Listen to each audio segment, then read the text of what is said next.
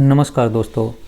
आज की कहानी एक 3 साल की मासूम बच्ची के कत्ल की कहानी है। छोटी सी प्यारी सी बच्ची जिसका कत्ल कर दिया जाता है। बड़ी मासूम प्यारी बच्ची अचानक से एक दिन कूड़े के ढेर में एक सूटकेस में पैक मिलती है। शरीर पर जगह जगह पर चोट के निशान थे। गले पर तेज़धार हथियार से वार किया गया था और बड़े ही निर्मम तरीके से उसकी हत्या करके एक सूटकेस में पैक करके कूड़े के ढेर पर फेंक दिया गया था। कौन थी वो बच्ची? किसने उसका कत्ल किया? क्यों उसका कत्ल किया गया? मैं आपको सब कुछ बताऊंगा। लेकिन उससे पहले अगर आप चैनल पर नए हैं तो चैनल को सब्सक्राइब कर दीजिए और वीडियो को लाइक कर दीजिए। तो चलिए दोस्तों, कहानी की तरफ आगे बढ़ते हैं। बिहार के मुजफ्फरपुर में 23 अगस्त की बात है।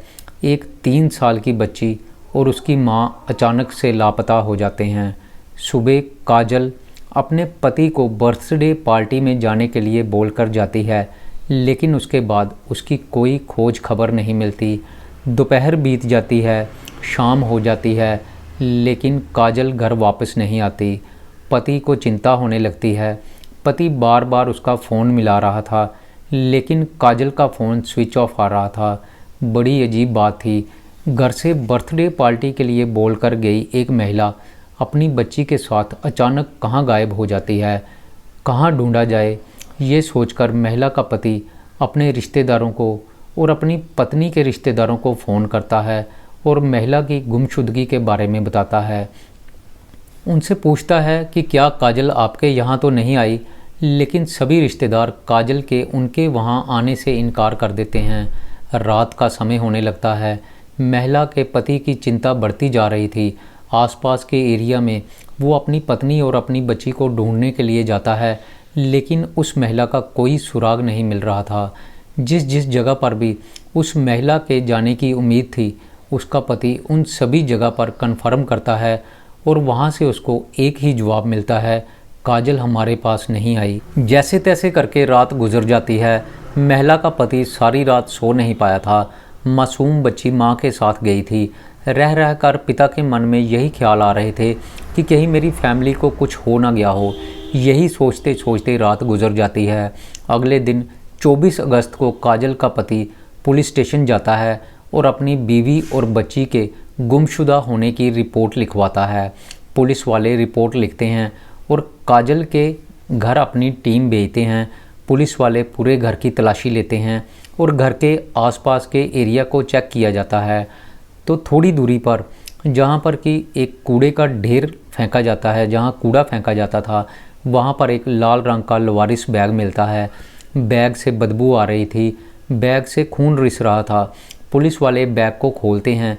जैसे ही वो बैग खोला जाता है, वहाँ पर मौजूद सभी लोग हैरान रह जाते हैं, क्योंकि बैग में उस 3 साल की मासूम बच्ची का शव पड़ा था, जो कि एक दिन पहले से लापता थी। बच्ची के गर्दन और पेट पर तेज़धार हथियार से जख्म किए हुए थे। शरीर पर अनगिनत चोटों के निशान थे। बड़ी ही बेरहमी से उस बच्ची को जान से मारा गया था। मामला बड़ा पेचीदा लग रहा था। महिला अपनी बच्ची के साथ लापता थी। बच्ची की लाश मिल जाती है, लेकिन महिला का कोई सुराग नहीं मिल रहा था। अजीब बात तो ये थी कि एक मासूम बच्ची का कत्ल कर दिया गया था। भला उस मासूम ने किसी का क्या बिगाड़ा था? उसकी किसी के साथ क्या दुश्मनी हो सकती थी जो उसको इतनी बेदर्दी से मार दिया गया था? पुलिस वाले काजल के पति से पूछताछ करते हैं। प्रथम दृष्टि में तो ऐसा ही लगता है कि जैसे महिला के पति ने अपनी बीवी और बच्चे का कत्ल कर दिया हो, क्योंकि अक्सर ऐसे केस में ऐसा ही होता है। घर में लड़ाई झगड़ा होता है, पति पत्नी की आपस में बनती नहीं, तो ऐसा होता है कि या तो पति अपनी पत्नी को मार देता है या पत्नी अपने पति को मार देती है। पुलिस वालों को यहाँ पर भी ऐसा ही लग रहा था कि यहाँ पर भी ऐसा ही हुआ होगा। हो सकता है कि काजल के पति ने दोनों को मार दिया हो। बेटी की लाश तो बरामद कर ली गई है, लेकिन बीवी की लाश अभी बरामद करना बाकी है। लेकिन जब काजल के पति से पूछताछ की जाती है, तो काफ़ी देर पूछताछ करने के बाद भी काजल का पति अपने आप को निर्दोष बताता रहा। अब पुलिस वालों को यकीन होने लगता है कि इस हत्याकांड में काजल के पति का कोई रोल नहीं है। तो पुलिस वाले काजल के पति को पूछते हैं कि क्या तुम्हें किसी पर शक है? तुम्हें लगता है कि कोई तुम्हारी बीवी को गायब कर सकता है और तुम्हारी बेटी को मार सकता है, तो हमें उसका नाम बताओ। काजल का पति पुलिस को जो बताता है वो बहुत ही हैरत अंगेज था। काजल का पति अपनी पत्नी काजल पर ही बेटी की हत्या का शक जाहिर करता है। ये सुनकर पुलिस वाले भी हैरान रह जाते हैं कि कोई माँ अपनी बेटी की हत्या क्यों करेगी।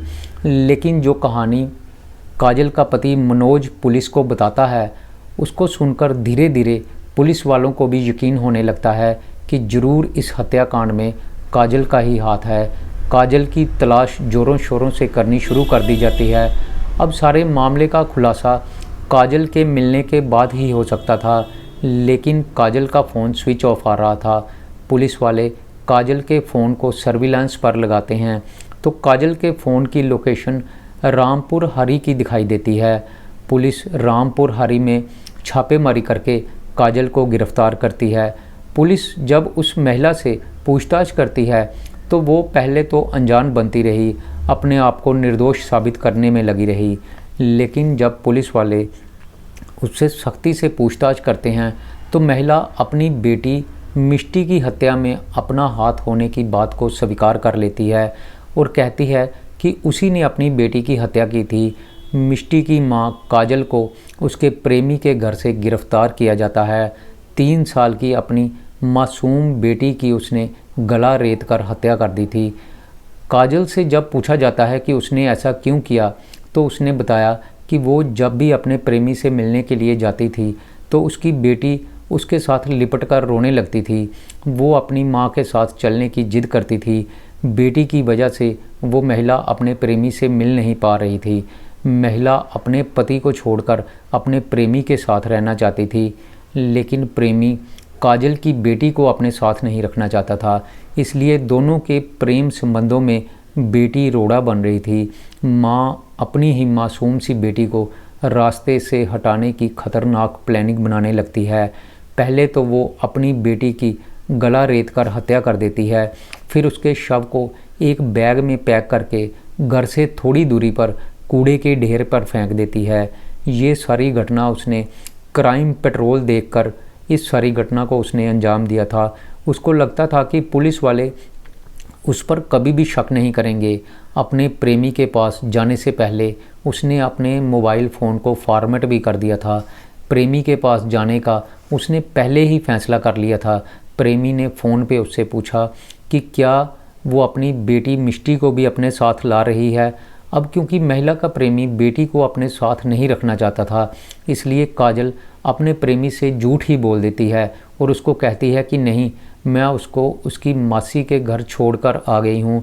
उसके बाद काजल रामपुर हारी स्थित अपने प्रेमी की बहन के घर चली जाती है और तब से लेकर अब तक वो वहाँ पर ही रह रही थी। पुलिस वाले पूछते हैं कि उसने ऐसा क्यों किया, तो काजल बताती है कि वो अपने पति से खुश नहीं थी। पास के ही एक किराए के मकान में उसका प्रेमी संजीत कुमार रहता था। वो संजीत कुमार के साथ रहना चाहती थी। बेटी दोनों के प्रेम संबंधों में बाधा बन रही थी, इसलिए काफ़ी दिनों से वो बेटी की हत्या करने की साजिश बना रही थी। काजल को कोर्ट में पेश किया जाता है। यहाँ पर जज काजल को हिरासत में लेकर जेल भेजने का निर्देश देते हैं।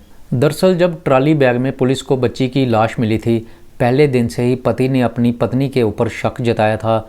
मनोज कुमार, जो कि काजल का पति है, वो शुरू से ही कहता रहा कि साहब, मुझे अपनी बीवी पर शक है। मनोज कुमार जानकी वल्लभ शास्त्री लेन में अपनी पत्नी काजल और बेटी के साथ रहता था। उसका साला भी उसके साथ रहता था। मनोज की और काजल की आपस में बनती नहीं थी। काजल अपने प्रेमी के लिए अपने पति को छोड़ना चाहती थी। काजल ने सारा काम इतनी होशियारी से किया कि उसको अब लगने लगता है कि वो कभी पकड़ी नहीं जाएगी। कमरे में जब उसने अपनी बेटी की हत्या की तो बेटी का खून जो है वो कमरे में और सीढ़ियों पर लग जाता है।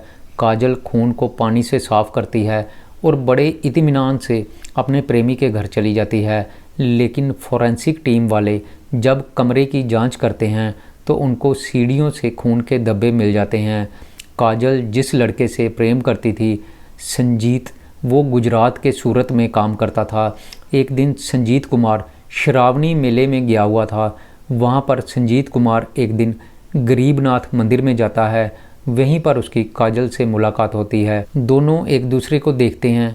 संजीत कुमार काजल से उसका मोबाइल नंबर मांगता है, काजल भी उसको अपना मोबाइल नंबर दे देती है। उसके बाद दोनों फ़ोन पर आपस में बातचीत करने लगते हैं। बातचीत करते करते ये सिलसिला अवैध संबंधों तक पहुंच जाता है। संजीत ने कई बार ओयो होटल में कमरा किराए पर लेकर काजल के साथ शारीरिक संबंध भी बनाए थे और उन्होंने तकरीबन 10 महीने पहले गरीबनाथ मंदिर में आपस में शादी भी कर ली थी। अब काजल अपने पति मनोज को छोड़कर अपने प्रेमी के साथ रहना चाहती थी, लेकिन उसका प्रेमी उसकी बेटी मिष्टी को अपने साथ नहीं रखना चाहता था। वो कहता था कि अगर तुम मेरे पास आना चाहती हो तो मिष्टी को अपने घर पर छोड़ कर आना, उसको साथ मत लेकर आना। अब काजल के मन में यही चल रहा था कि मिष्टी को उसका पिता भी नहीं रखेगा और प्रेमी भी रखना नहीं चाहता, इसलिए वो मिष्टी को जान से मारने की ही प्लानिंग बनाने लगती है। हैवानियत की सारी हदें पार करते हुए एक माँ अपनी ही मासूम सी बच्ची को जान से मार देती है। सबसे पहले तो काजल ने अपने पति को कहा कि मुझे एक बर्थडे पार्टी में जाना है। महिला का पति और उसका भाई सुबह 11 बजे के करीब काम पर निकल जाते हैं। घर में अब काजल और उसकी बेटी थी। काजल को बस किसी ऐसे ही मौके की तलाश थी। काजल ने योजना अनुसार अपनी बेटी की पहले तो हत्या की, फिर घर को अच्छी तरह से पानी से साफ़ किया ताकि कोई भी सबूत ना मिल सके। उसके बाद उसने एक लाल ट्रॉली बैग जो कि उसने एक दिन पहले ही ख़रीदा था, उसके अंदर अपनी बेटी की लाश को डाला और घर से थोड़ी दूरी पर जाकर कचरे के ढेर पर फेंक दिया। अपनी हवस मिटाने और झूठे प्यार को पाने की खातिर काजल ने अपनी बेटी की बड़ी ही निर्मम तरीके से हत्या कर दी। उसको लगने लगता है कि अब वो अपने प्रेमी के साथ आराम से ज़िंदगी गुजार लेगी, लेकिन उसकी सारी योजना दरी की दरी रह जाती है। फोरेंसिक टीम घर से खून के धब्बे बरामद कर लेती है और तेज़धार हथियार जिससे कि उस बच्ची की हत्या की गई थी उसको भी घर से बरामद कर लिया जाता है। उस पर काजल के फिंगरप्रिंट्स भी मिलते हैं। अब काजल को बचने का कोई रास्ता दिखाई नहीं देता, इसलिए काजल अपने गुनाह कबूल कर लेती है। लेकिन एक बड़ी अजीब बात थी, इतना सब कुछ होने के बाद भी उसके मन में कोई पछतावा नहीं था। उसकी बातों से ऐसे लग रहा था जैसे उसको अपने किए पर कोई भी पछतावा नहीं है। पुलिस वाले काजल को गिरफ्तार करके कोर्ट में पेश करते हैं। कोर्ट में जज उसको न्यायिक हिरासत में भेज देते हैं। थोड़े समय में ही जज काजल को सज़ा का ऐलान कर देंगे और यकीनन उसको कम से कम उम्र कैद की सज़ा सुनाई जाएगी। अब ना तो काजल अपने प्रेमी को पा सकी और ना ही अपने पति को, अपनी बेटी को भी उसने अपने हाथों से गंवा लिया। अब वो सारी उम्र जेल में सड़ती रहेगी। तो दोस्तों, मेरी आज की ये कहानी यहीं पर ख़त्म होती है।